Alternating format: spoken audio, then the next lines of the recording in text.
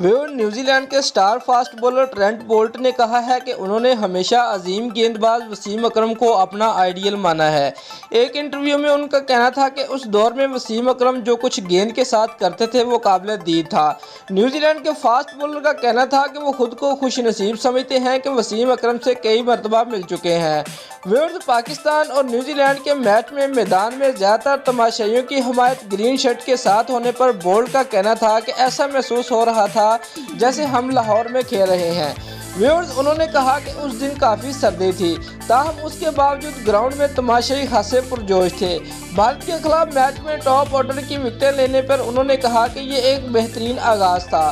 Bolt का मजीद कहना था कि हम जानते थे कि अगर हम अच्छी गेंदबाजी करें तो हमारी गेंदें किसी के लिए भी मुश्किल खड़ी कर सकती हैं। हमारी गेंदबाजी से उनकी बैटिंग पर दबाव पड़ा। वाज़ेह रहे कि बुध को मैनचेस्टर में खेले गए पहले सेमीफाइनल में न्यूजीलैंड ने टॉस जीतकर पहले बैटिंग करते हुए 239 रन बनाए। भारतीय मजबूत बैटिंग लाइन के सामने 240 रन का हदफ गुजारे बहुत आसान दिखाई दे रहा था।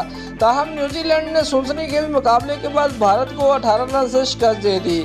केविस बॉलर ने पहले 3 ओवर में ही 5 के मजमूई स्कोर पर भारत के 3 इंतहाई अहम बैट्समैनों को पवेलियन भेज दिया था।